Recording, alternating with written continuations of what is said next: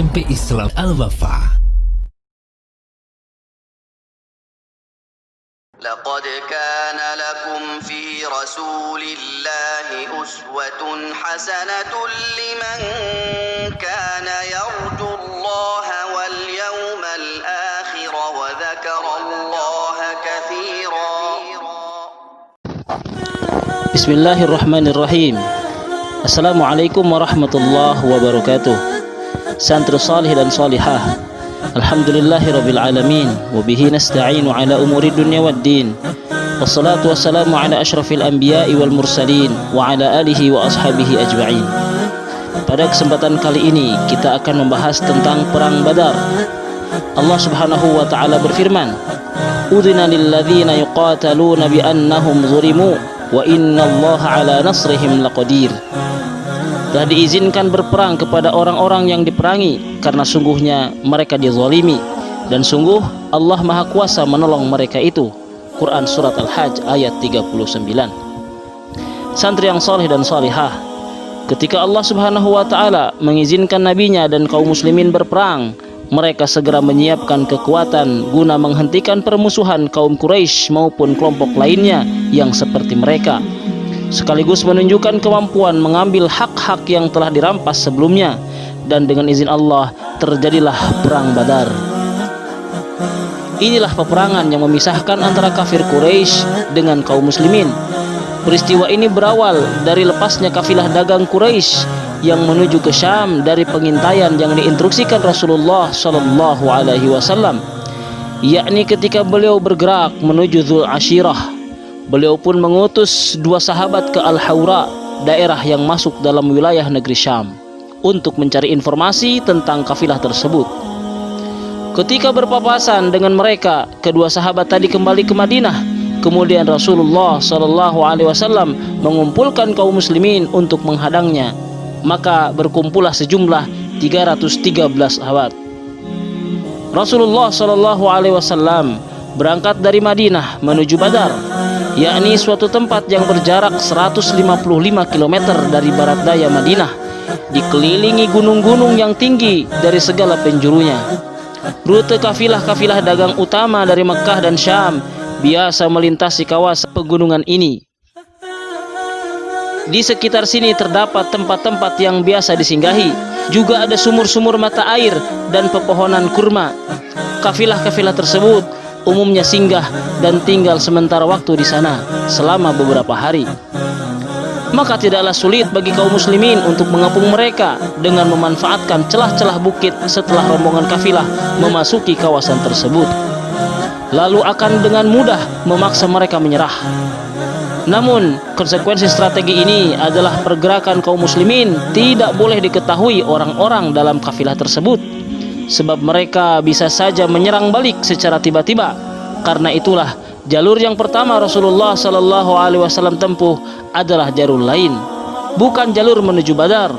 Barulah setelah itu secara perlahan beliau mendekati wilayah tersebut.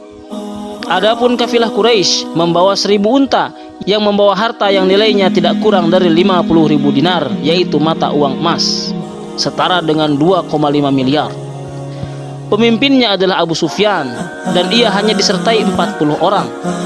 Walaupun begitu, Abu Sufyan sangat hati-hati dan waspada. Ia senantiasa menanyakan pergerakan kaum muslimin kepada setiap orang yang datang dan pergi, sehingga ia pun mengetahui keluarnya kaum muslimin dari Madinah meskipun masih berada jauh dari wilayah Badar. Berdasarkan informasi yang didapatkannya, ia pun mengubah haluan perjalanan kafilahnya menuju ke arah barat menyusuri jalur pantai, sehingga benar-benar meninggalkan jalur utama menuju Badar. Ia lantas menyewa seseorang untuk mengirim berita secepat mungkin kepada penduduk Makkah tentang pergerakan kaum muslimin. Ketika pengirim berita telah sampai di Makkah, orang-orang Quraisy segera melakukan persiapan dan berangkat secara totalitas. Tidak ada para pembesar mereka yang tertinggal kecuali Abu Lahab. Mereka juga mengumpulkan kabilah-kabilah di sekitar mereka untuk ikut serta kecuali Bani Adi.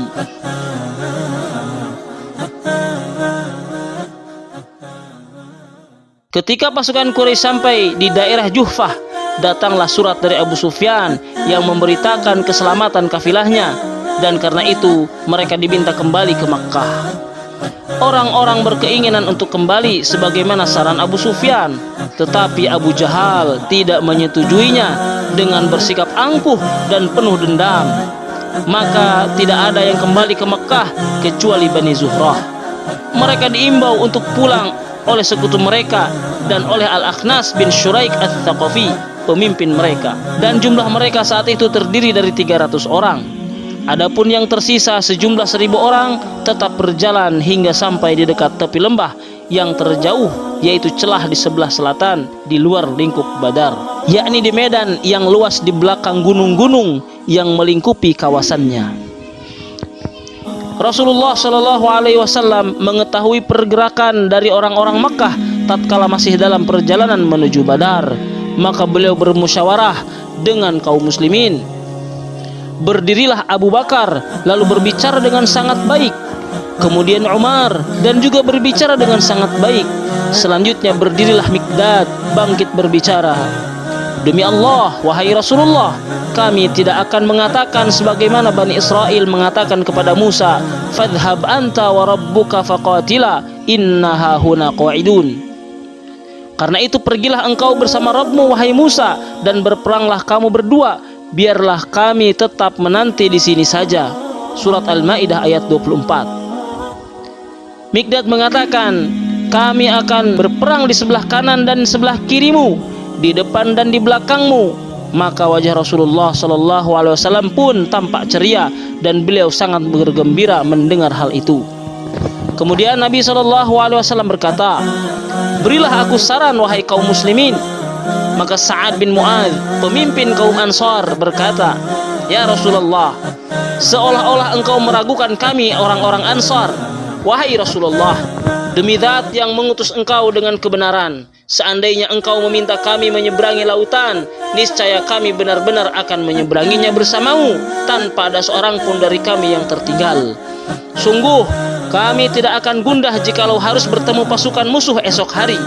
Kami benar-benar mampu bersabar dalam peperangan dan jujur dalam pertempuran. Mudah-mudahan Allah memperlihatkan sesuatu dari kami yang bisa menenangkan hatimu, maka majulah bersama kami atas berkah Allah. Sa'ad juga mengatakan, demi Zat yang mengutus engkau dengan kebenaran, seandainya engkau memacu kendaraan menuju Barkal Ghimad, pasti kami akan mengikuti engkau.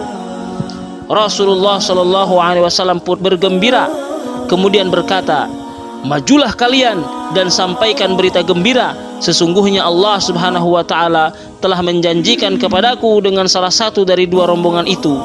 Demi Allah, seakan-akan sekarang aku melihat tempat mereka berguguran. Kemudian Nabi Shallallahu Alaihi Wasallam dan kaum muslimin menuju Badar. Mereka tiba di sana pada malam hari itu juga.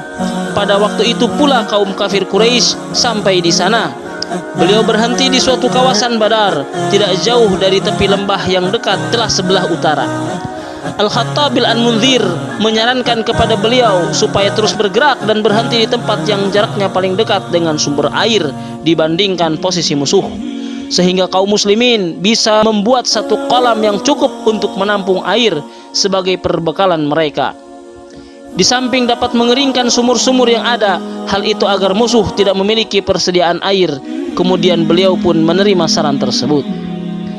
Kaum muslimin kemudian mendirikan tenda-tenda untuk menjadikan markas komando bagi Nabi Shallallahu Alaihi Wasallam.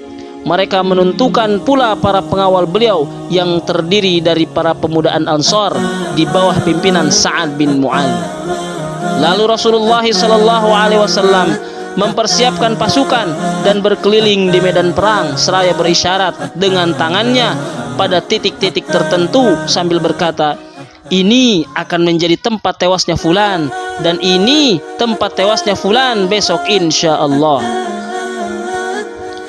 Pada malam itu Nabi Shallallahu Alaihi Wasallam banyak mengerjakan sholat, sementara di hadapan beliau ada sebatang pohon kurma yang dijadikan sebagai sutrah. Kaum muslimin melewati malam itu dengan diliputi perasaan yakin.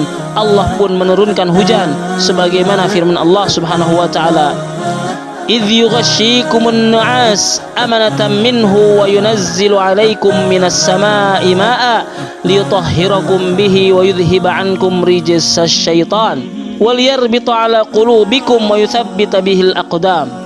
Ingat Allah membuat kamu mengantuk untuk memberi ketentraman darinya, dan Allah menurunkan air hujan dari langit kepadamu untuk menyucikan kamu dengan hujan itu dan menghilangkan gangguan-gangguan setan dari dirimu dan untuk menguatkan hatimu serta memperteguh telapak kakimu teguh pendirian. Surat Al-Anfal ayat 11. Pada waktu subuh esok harinya, hari Jumat, tanggal 17 Ramadan, tahun kedua Hijriah, berhadapanlah kedua pasukan. Lantas Rasulullah SAW berdoa, "Ya Allah, orang-orang Quraisy itu benar-benar telah siap untuk bertempur, diiringi kuda-kuda dan singkap congkak. Mereka menantangmu dan mendustakan Rasulmu. Ya Allah, aku mohon pertolonganmu seperti yang telah engkau janjikan kepadaku. Ya Allah, binasakanlah mereka pagi ini. Ya Allah, binasakanlah mereka pagi ini."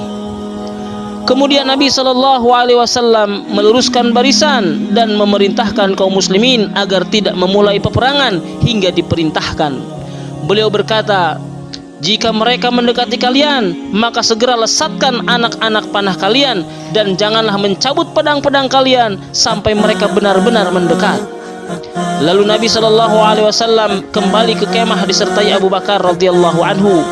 Beliau berdoa dengan sungguh-sungguh kepada Allah Subhanahu wa taala, meminta tolong kepadanya dan memujinya hingga beliau berkata, "Ya Allah, jika engkau hancurkan golonganmu yaitu umat muslim pada hari ini, maka engkau tidak disembah lagi untuk selama-lamanya. Ya Allah, jika engkau menghendaki itu, maka engkau tidak akan disembah lagi setelah hari ini." Nabi SAW berdoa dengan puncak ketundukan dan kesungguhan hingga kain beliau terjatuh dari pundaknya. Lalu kain itu dikembalikan oleh Abu Bakar As-Siddiq radhiyallahu anhu sambil berkata, "Cukuplah wahai Rasulullah, engkau telah bersungguh-sungguh dalam berdoa kepada Allah. Ingatlah ketika kamu mohon pertolongan kepada Rabbmu, lalu diperkenankannya bagimu, sungguh aku akan mendatangkan bala bantuan kepadamu dengan 1000 malaikat yang datang berturut-turut." Surat Al-Anfal ayat 9.